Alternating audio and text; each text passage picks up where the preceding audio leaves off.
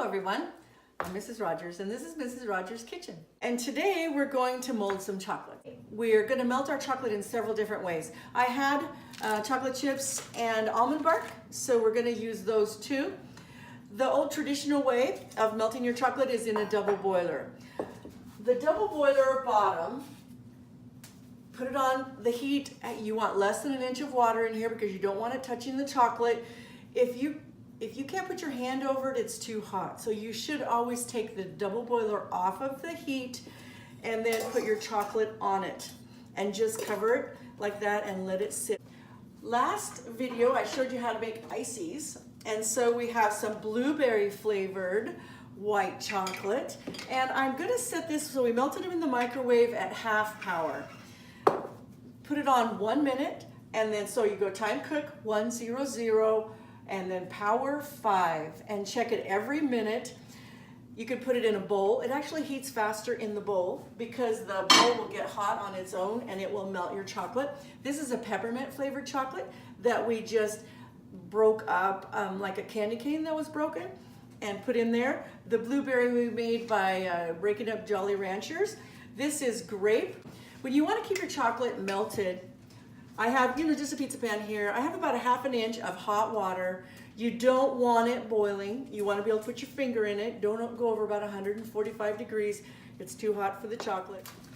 The food colorings, I just got these, this is Wilton's. You can get it almost anywhere that you shop.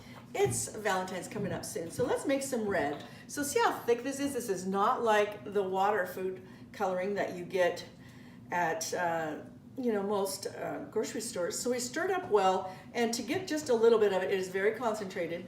We're gonna just get a toothpick and see it is very thick. It's pretty exciting that it will work pretty well. And so if you have those paste food colorings, you can definitely use them on your chocolate. Our dark chocolate here, I have semi-sweet chocolate, and you see it's very thick and rich. It won't quite run. See how chocolate chips are heavier? They're a little thicker. This chocolate, the almond bark, I can actually get to run. See that? It's a little thinner.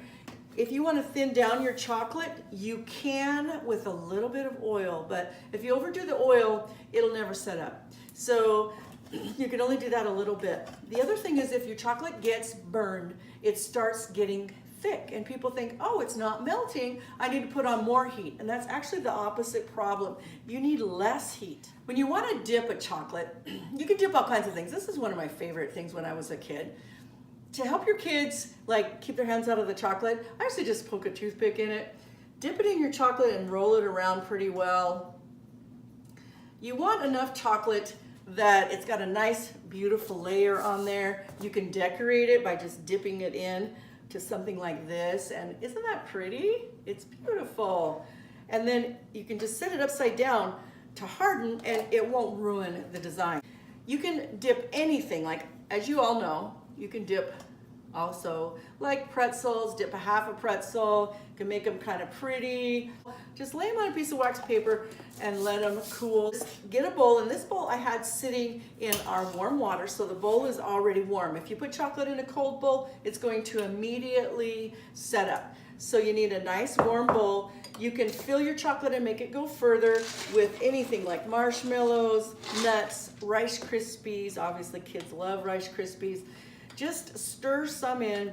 You make sure you have plenty of chocolate around, not too dry, so you want to coat all of those little pieces, whatever you decide to put in there. And then you can just drop them out and to make a little bite-sized, beautiful candy bar. And it's that simple. We're gonna use this to fill in just a minute, so that's kind of fun. I'm gonna just set it over here in our water to keep it nice and warm. When you wanna mold a chocolate, these are chocolate molds. They're plastic, clear. These are chocolate molds. They do not take any heat at all. You just wash them by hand, rinse them with cold water. Make sure all the water is out of your molds before you start. When you want to mold a little design, put just a little bit of chocolate in there. This is going to be all chocolate. So I'm coating my design, and I just like to use a toothpick. The first time I saw this done, the person used brand new paintbrushes that they got at the dollar store, and that's fine. but you're gonna spread that around. I know you can't see it from there, but I can see in the back that there's little air bubbles. And so at this time, I'm gonna take my toothpick and I'm gonna stir out those air bubbles that are in the design. And so I'm gonna hit it a couple times and then go ahead and just fill it all the way to the top. You can't scrimp, you want plenty of chocolate on there.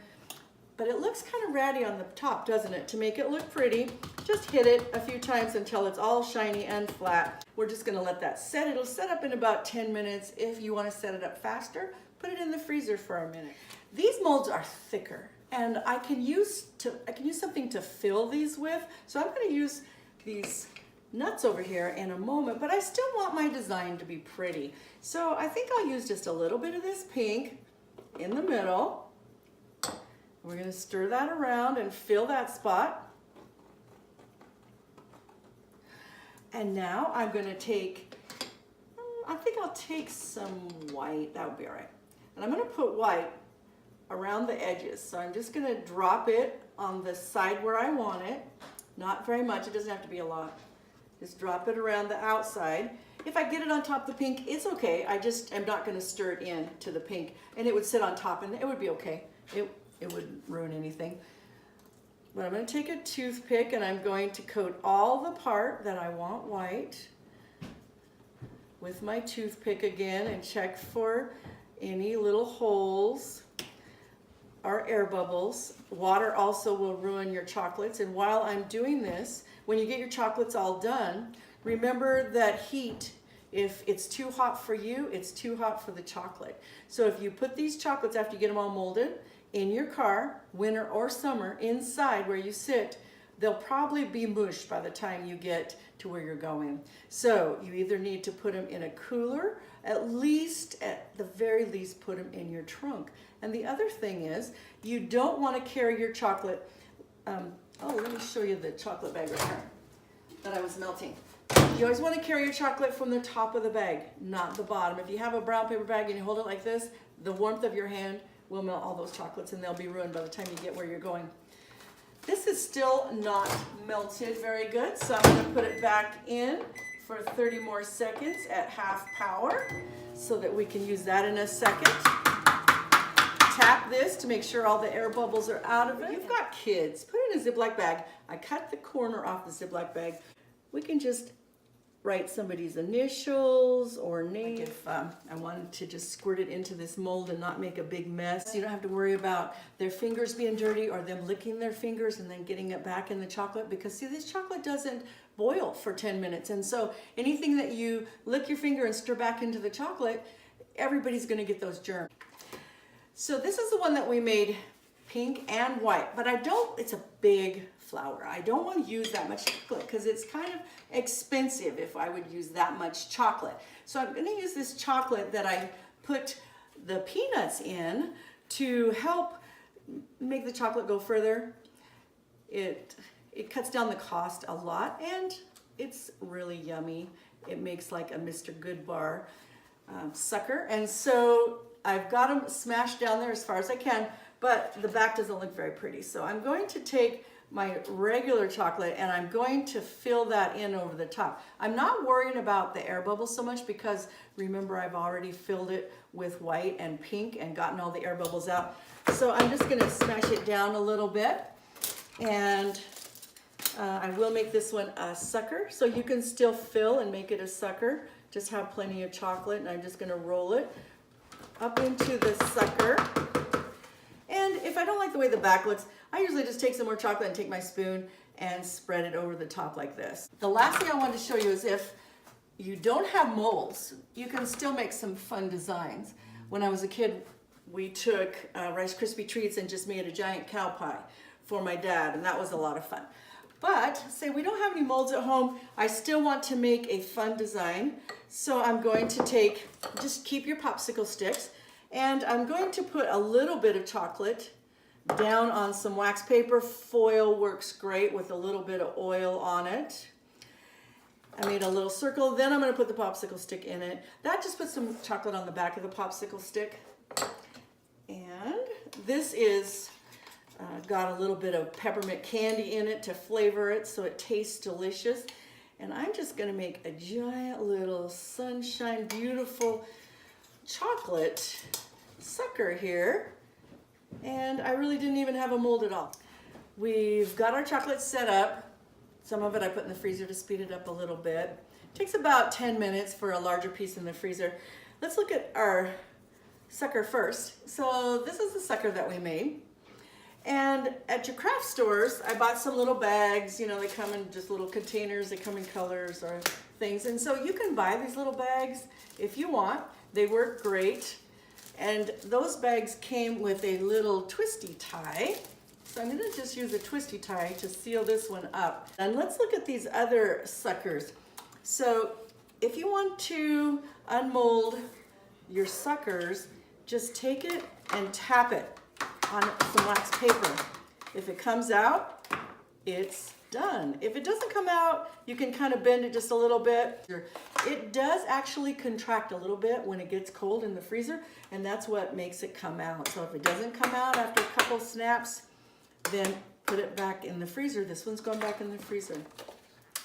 If you want to kind of help it, you can pull the edges a little bit like that and be real gentle when, like, I didn't drop it from a long distance, just drop it a short distance because they do break. See these edges all the way around there? That's not too pretty. So I'm gonna take a knife, but don't touch the front. If you touch that with your fingers, you will just ruin the finish. So I'm gonna just take a knife and I'm gonna carve off the edges. The same with this one, only I'm not gonna pick this one up. Just lay it down on the wax paper and kind of clean it up from there. If you fill them full like you should, you'll always have a little bit around the edges that you want to trim off. Now sometimes you don't have those expensive bags and you don't want to use them, and so just take a little piece of plastic wrap like this, lay your sucker down, face down, fold it over. I usually fold the top down and then fold the other side over. We have a lot of chocolate out here. I've got this chocolate in the pan, and I'm actually just gonna put the lid on here and I'm gonna put it in my refrigerator. It'll stay in my refrigerator like this for quite a long time, 3 months. It won't even hurt it at all. I'm gonna take this pink because I don't know when I'm gonna use it next. And I'm just gonna put it in a Ziploc bag. I'm gonna freeze this, and it'll freeze for quite a long time before it's ruined, like months. And I'm gonna go enjoy a cup of coffee and all of my sweet treats. See you soon. Bye.